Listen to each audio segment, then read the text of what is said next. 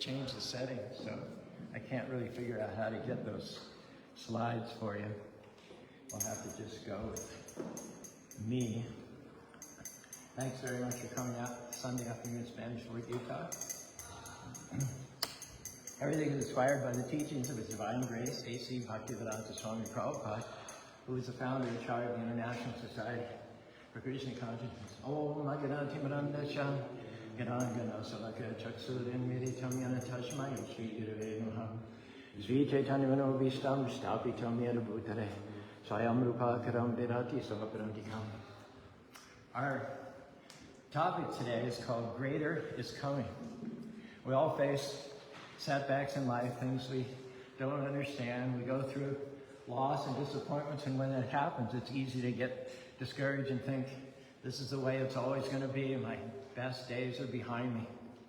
But our message today is that Krishna, our God, is a God of restoration. He doesn't stop every difficulty, He doesn't keep us from every challenge, but He does promise that He will pay us back for all the wrong things, that He would restore what has been stolen double.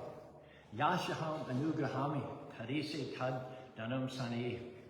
Krishna, the devotee, says, you've allowed me to suffer so much hardship, but I know that in all of that, it's an opportunity for me to keep a good attitude, to be good to those who are not going to be, to pass the test, and it's a setup to take me to a level of greater honor.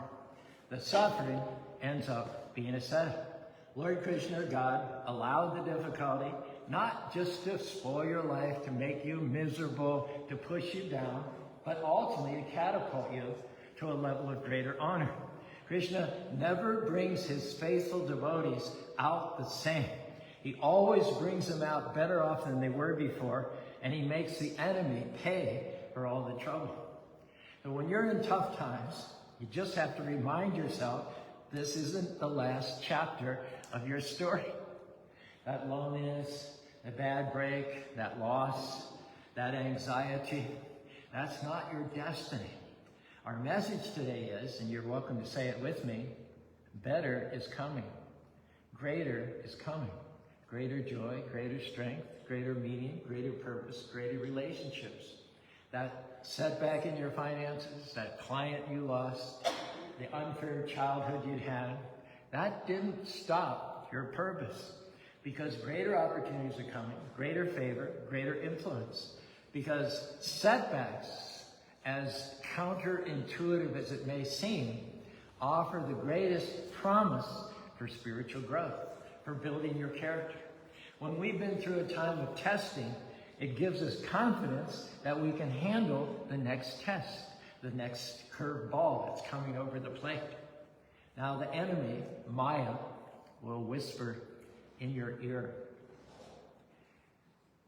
you don't have what it takes. Your best days are behind you. Maybe you had it one time, but now it's gone. And what she's trying to do is set you back, make you doubt your God-given abilities, cause you to step back from your destiny. But what's helpful is when you're in doubt, just keep this phrase in mind. Greater is coming. Greater is coming. God didn't bring me this far just to leave me hanging.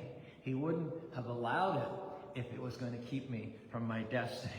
Just remember, it is said, these afflictions are light, they're temporary, they're for a moment, but if we keep a good attitude in the middle of the trouble, then they will work in us a great weight of glory. Hare Krishna, Krishna Krishna, Hare Hare, Hare Rama, Rama Rama, Hare Hare. The trouble is temporary, the glory is permanent. So the key is, don't stay focused on the suffering, don't dwell on the doubts. Stay focused and expectant and excited about the glory that's coming. It may be tough right now. Life might have dealt you an unfair hand. Well, our message today is that suffering did not come in vain. It's serving a purpose, leading you to a greater honor, a greater favor, greater victories. I love the attitude of Yudhisthira's four brothers, the Pandavas, as described in the great Indian epic, the Mahabharata. They were righteous, honest, pious. They never even had a bad thought in their life, and yet enemies came against them. They resented them just because of their goodness. They cheated them out of their kingdom in a crooked game of dice and sent them off penniless, without any possessions, into the forest for 13 years. Now, the Pandavas could have been bitter, resentful, had a pity party. They weren't sticking their heads in the sand. They weren't denying that Krishna had brought them a lot of hardships. But what they didn't do was stop there, stay there, sit down there, wallow there, complain there, get focused on all the bad breaks. What they didn't do is say, Krishna, I don't understand this. Why do we get cheated at dice? Why is King Duryodhana trying to kill us? Why do we have to go into exile? That's what they didn't do. What they did do, in effect, was say, Krishna, it's true, we've had some bad breaks, gone through quite a bit of suffering, but I know that in all of this, you will restore us to greater honor than we had before the troubles. What was Yudhisthira doing? Thanking God in the middle of the difficulty, not when the difficulty came to an end, but in the middle of the difficulty, when it looked darkest, least hopeful, he's thanking God, trusting God, that God is a God of restoration. Similarly, we can take a page from Yudhisthira's book. When we're in tough times, we can either talk about how big your problem is, or you can talk about how big your God is. If you're going to see greater, then you have to do like Yudhisthira. Start celebrating greater is coming when it doesn't look like it. The medical report doesn't look good. While you're taking the chemotherapy, say, Lord, thank you that greater health is coming. Thank you that the number of my days you will fulfill. When you're fighting anxiety, depression, thoughts of suicide, fear, don't sit around thinking about how you're never going to get better. No. In the middle of the battle, Krishna, thank you that greater joy is coming. Thank you that right now you're pushing back the forces of darkness. Our message is your attitude in the suffering will determine whether you come out and when you come out, or whether you just get stuck and soak and sour right where you are. While the Pandavas were in the forest for 13 years, they took advantage of that situation to meet and have wonderful conversations with great, great knowledgeable sages. One such sage was Maitreya, and he talked to Yudhisthira about the nature of their difficulties. Now, most people suffer because of bad decisions they've made. What goes around comes around. As you sow, you shall reap. Karma is action and reaction. You sow the seed, you face the deed. Whatever you do will come back to you. Law of cause and effect ensures the balance is perfect. Detecting whatever you do, good and bad, it will resurrect. Death is not the end, it's just a bend. Whatever you've done will circle back again. The body may die, but your karma is standing by. You'll be reborn to live and die, continue to suffer and cry. You get the idea. So most suffering that we experience comes as a result of bad decisions. Seeds, bad seeds that we planted, now we're getting a bad fruit. But Maitreya says, you Pandavas never did any bad thing. You're not reaping the results of bad decisions. All your trouble, all your hardship is directly enacted by your well-wisher friend God. It's divinely orchestrated so that you will know everlasting, imperishable fame and glory. Hello? This conversation took place 5,000 years ago in the middle of the forest in somewhere in India, and we're talking about the glories of the Pandavas 5,300 years later in Spanish Fork, Utah. Was Maitreya telling the truth or not? So what we learn from this is your apparent setback will ultimately lead to your everlasting fame and happiness. We just have to do one thing: put God first place. Now, here's an important point. It's not just that if you have faith, you'll never have suffering. If you have faith, You'll never have things you don't understand. No, you will have suffering. Krishna doesn't take the suffering away, but he gives you the insight that the suffering is temporary, it's not permanent. And after you've suffered for a little while, not your whole life, not in most cases the next 20 or even 10 years, or even 5 years, the key is that while you're undergoing the challenge, don't believe the lie that what you're going through right now is never going to change. It is going to change. In scriptural literature, you always hear these terms. Disease came to pass. War came to pass. Hunger came to pass. Did you ever hear it say it came to stay? No, it came to pass. It's temporary. It's not going to always be the way it is. You're not always going to struggle with that addiction. You're not always going to have to deal with that illness. You'll not always have trouble at work. The suffering is not going to last. What God started in your life with initial discomfort, he's going to finish in a blaze of glory and honor. But here's the key. To see the greater, you have to go through the suffering. Now, I would love to tell you the greater comes just by being positive, just by staying in faith, but there are certain levels of mature faith that you can only reach by going through some things. In 1972, one of Prabhupada's American disciples, in his early 20s, was staying in a forested area outside of Vrindavan. Vrindavan is our Bethlehem. It's the place where Krishna appeared 5,000 years ago. He enacted his childhood pastimes. And it's a wonderful place. It's got 5,000 temples. It's got a population of about 50,000 people. So on the surface of it, our society getting land in Vrindavan to build a Hare Krishna temple alongside of all the others was a great blessing. But it wasn't quite that simple. The land that was donated was way outside of Vrindavan. It was outside in a jungle area where there were snakes, there were scorpions, there were tigers, there were rogues and thieves and robbers. And there was one disciple named Guru Das that Prabhupada told him to go there, live in a thatched hut, and build a temple. He'd never been out of America. He's in India, which just going to India is a challenge, even the civilized parts of India.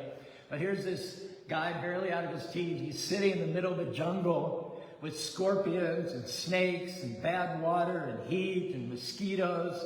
And he's supposed to build a temple. So I don't know what was wrong with him, but he was starting to get a little discouraged. So Prabhupada wrote this letter to him. He says, now go on and develop the Vrindavan Center with full enthusiasm and do not be discouraged by any temporary setbacks. He must have been sitting there thinking, nothing's going to change. There's no money. There's no help. There's nothing. But Prabhupada's telling him it's temporary. Always work in the spirit of being completely dependent on Krishna for everything. I will be returning to India by October. It's too bad I don't have the slides. Because this is, I don't know how you can see it. This is now what was opened in 1974, just 2 years later from being a barren, desolate, God-forsaken place in the middle of the jungle. 2 years later, in 1974, I was there. The magnificent Krishna Balaram temple opened. So we learn from the example of Guru Das not to get stuck in the suffering, not to live bitter because you got trapped in the jungle with an impossible task, not to settle in the depression thinking that you've been sidelined. Keep an attitude of faith. Go through it. Keep believing. When every thought tells you it's never going to happen, keep talking like it's going to happen when nothing is improving. Keep speaking Krishna's favor when it seems like you're just wasting your time sitting out there in the jungle with nothing better to do than twiddle your thumbs.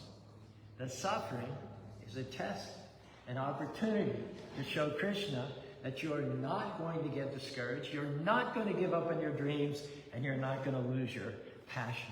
As I said, that center was opened in 1974. Today, out of all the 5,000 temples in Brazil, it's one of the 2 or 3 most popular temples, get hundreds if not thousands of visitors a day. And aside from tourists coming from all over India and all over the world to visit that temple, every November in the holy month of Kartik, more than 8,000 Hare Krishnas from Russia, Europe, China, South America, Japan gather there and celebrate for the whole month. You have a question? I'm translating. Oh, translating, yeah, please, go ahead, go for it, yeah. One time I got upset in a lecture, and I mean, it just, because someone was, going on their phone, and I said, could you put your cell phone away? And she looked at me with the most hurt expression on her face. She said, I'm taking notes on your lecture. Oh my God. So please, accept my apologies. After you suffered a little while, it is said that God himself will restore you, he'll strengthen you, and he'll establish you. Krishna, God, has already called us, created us, not for defeat, not for mediocrity, but for victory.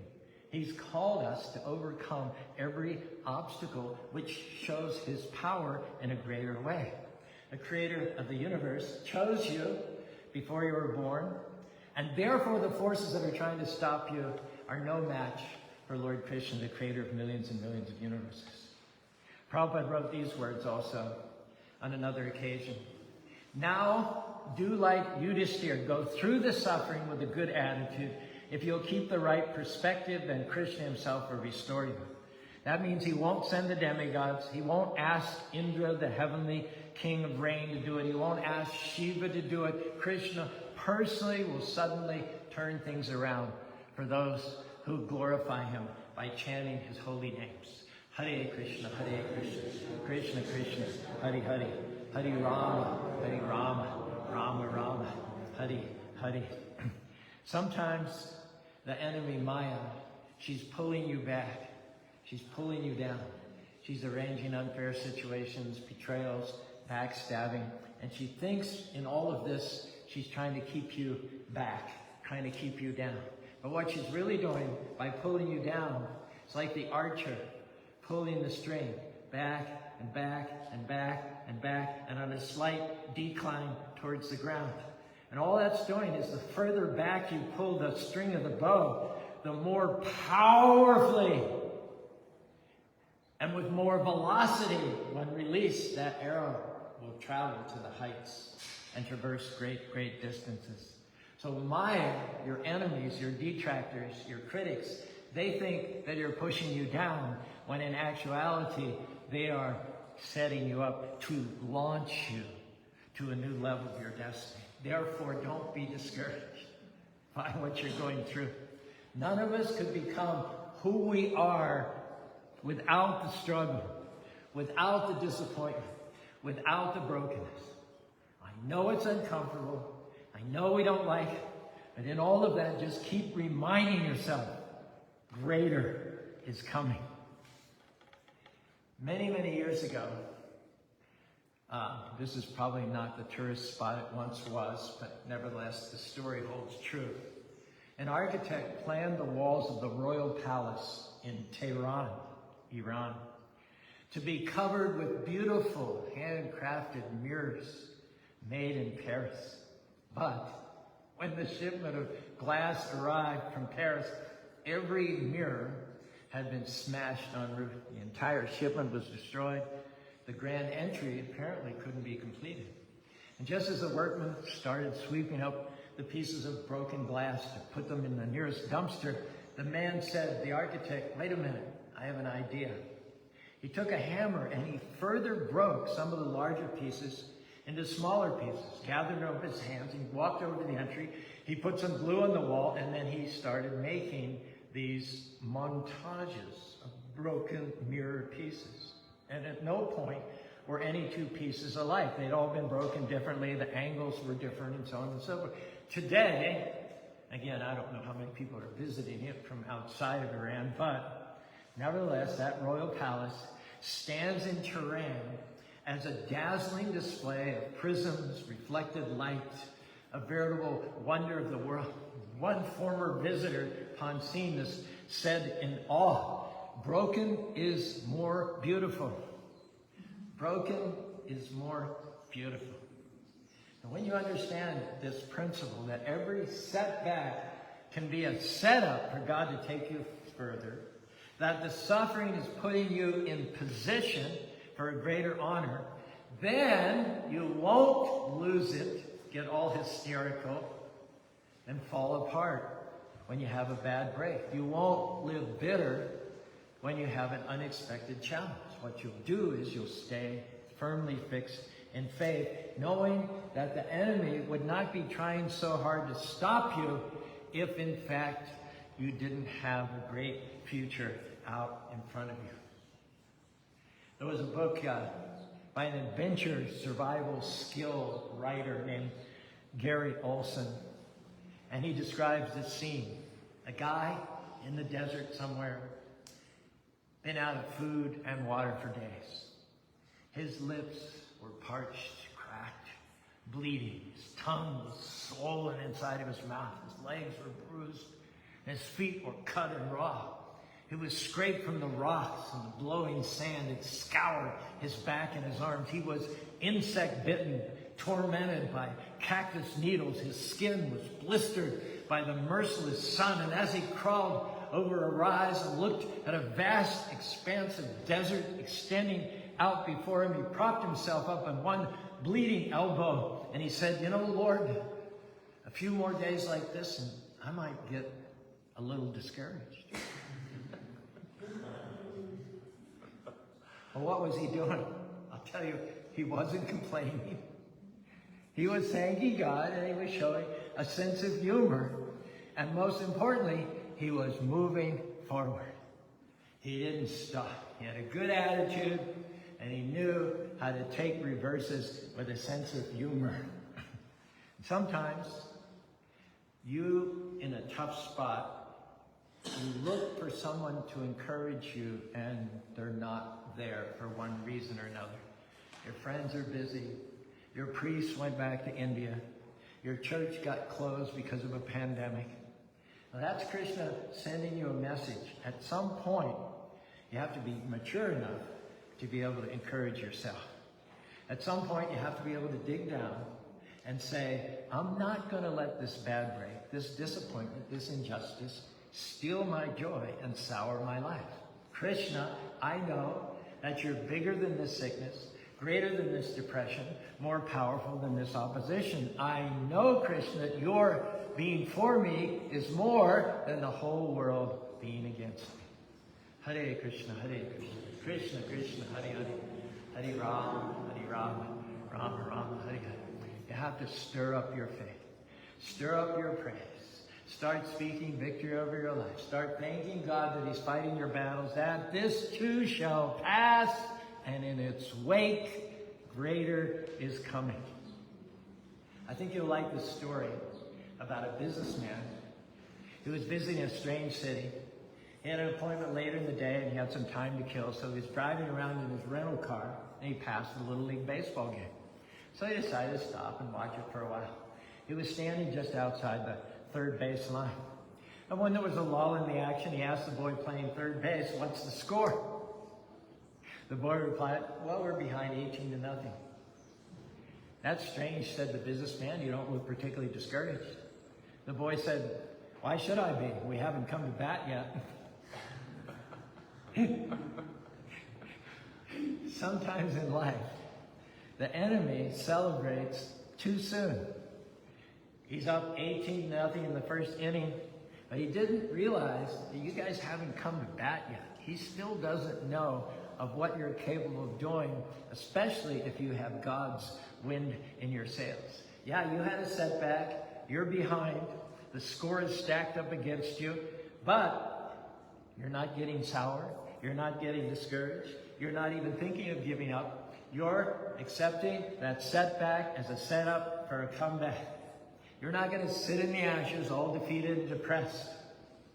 Your enemy can never dream that even so far behind that you could have spirit, enthusiasm, optimism, energy, that you would have the ability to encourage yourself. The enemy cannot imagine that when devotees get knocked down, they get right back up again. Instead of complaining, they start praising. Hare Krishna, Krishna Krishna, Hare Hare, Hare Ram, Ram Ram, Hare Hare. Your enemy be celebrating. We're 18 points above these losers. Duryodhana thought he had it all when he cheated the Pandavas out of their kingdom and sent them to the forest for 13 years. He thought that's all he wrote. He never dreamed that the Pandavas would use that time in the forest to deepen their faith, strengthen their devotion, sharpen their skills, enrich themselves with wisdom, and most importantly, attract the special favor of the Supreme Personality of Godhead because of keeping a good attitude in a bad situation. Sure, Duryodhana enjoyed 13 years of stolen property, but that wasn't the last chapter of Duryodhana's life. The last chapter of Duryodhana's life was he lay in the dust of the battlefield, his hip broken, surrounded by vultures and jackals. And he didn't die right away. It took him several days to die, while Krishna made sure that he saw the Pandavas installed back on their throne that he had stolen from them 18 years ago. So the enemy may be celebrating now, thinking they're ahead by 18 points, but don't let that get to you. Don't worry. Your time is coming. Right now, Krishna's arranging things in your favor, lining up the breaks you need, pushing back the forces of darkness, working behind the scenes in your favor. Just keep moving forward in faith. Faith that you're going to come into unusual favor, breakthroughs, healing, victories, things that you could not make happen on your own. And when we understand who we are under God, and when we surrender ourselves to Him and love and trust in His providence, in that way there comes healing, restoration, and victory against all the odds. I just want to tell you one more short story here. And this has to go with the great author, I'm sure you recognize the name, Victor Hugo, who wrote Les Miserables. He was exiled from his beloved France for 18 years, just like the Pandavas had been exiled for 13 years, by Napoleon. He was a critic of Napoleon as a tyrant. So during his exile, he lived in the Channel Islands so that he could see across the channels his beloved France. He tended to be sad because of his separation from his country. But he didn't let it stop his literary efforts. He didn't let it stop him dampening his enthusiasm. But what he did was, every evening, he would come to the edge of the channels at sunset, climb up on a cliff overlooking the small harbor, look for a while broodingly over the water, and then he would stoop down, pick up a pebble, and he would throw that pebble out into the water. It's that simple ritual he practiced every evening. There were some children that watched him doing this day after day, and finally, one of the children became bold enough to go up and ask Victor Hugo, "Why do you come here every evening and throw those stones?" Victor Hugo smiled, and he answered the child, "No, I'm not throwing stones. I'm throwing self-pity. I'm throwing complaining into the sea." And what was he saying? Even when people dishonor you, when they exile you, even when they send you to the sidelines, send you to the forest, don't give way to despair. Don't have a pity party. Keep the right attitude. The setback is a setup for a comeback. Krishna, God, knows how to make his devotees shine. People may try to discount you and push you down, but you are not who people say. You are who God says you are. And God calls you a masterpiece. Mamayavamsha jiveloke jivabhuta sanatana. Krishna claims you for his own. He says you're fearfully and wonderfully made. You have royal blood flowing through your veins. He's crowned you with his favor. And yes, there are times when you have to suffer in exile, when you have to do the right thing, when the wrong thing is happening, when you have to work hard and you're not getting the credit. Be good to someone who's not being good to you. But know this tonight, Krishna is keeping the records. And he's a meticulous accountant. When you suffer more, you have a promise. Greater honor is coming. Those that discount you now, one day they will look up to you. Those who call you loser, misfit, one day will call you boss. They'll call you sir. They'll call you senator. Those that don't give you the time of day right now, one day they'll line up to get your attention. Why? Because Krishna knows how to pay his devotees back. So when it's difficult, keep praise in your spirit. Remind yourself that greater is coming. Hare Krishna, Hare Krishna, Krishna Krishna, Hare Hare, Hare Rama, Rama Rama, Hare. The more the situation seems hopeless, the more people have written you off, the more likely Krishna is to show his power by turning things around in your favor. Yes, he'll bring darkness, but after the darkness always comes the dawn. Yes, he'll bring ashes, but after the ashes comes beauty. Now, do your part. Honor the supreme mystic. Get excited about your future. Get ready, because greater is coming. Hare Krishna, Krishna Krishna, Hare Hare, Hare Rama, Rama Rama, Hare Hare. It's a new day for those who kept in first place. Things are shifting in the favor of devotees. Krishna is saying to you what he said to Yudhishthira, you're going to get everything back double. Your health is coming. Your dreams are coming true. Your children will be restored. Your finances, your joy, all the desires of your heart are coming fully and abundantly. Nothing is going to be missing in this life. And next life, you'll go back to home, back to Godhead.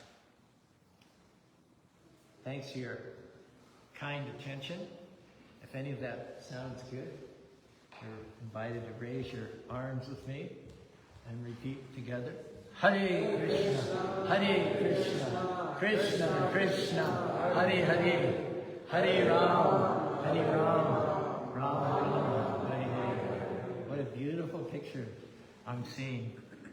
So you're welcome to stand up, and we'll ask Namamrita to lead us in Kirtan.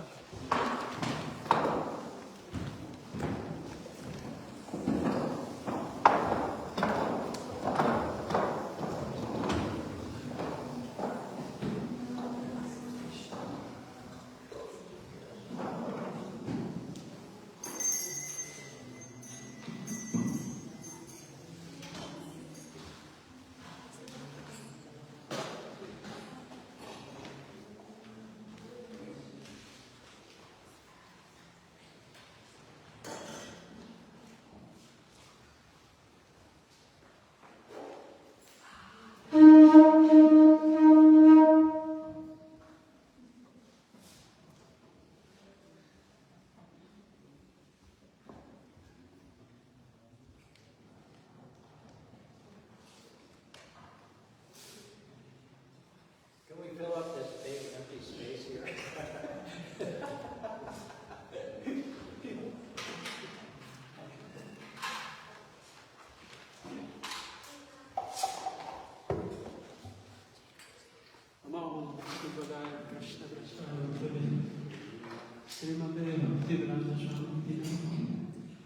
Namaste Saraswati Deve Gaura Mani Pracharine Nirvishesha Shunyavadi Pashyat Deshatari Jai Shri Krishna Chaitanya Prabhu Nityananda Shri Advaita Gadadhar Srivastava Hare Krishna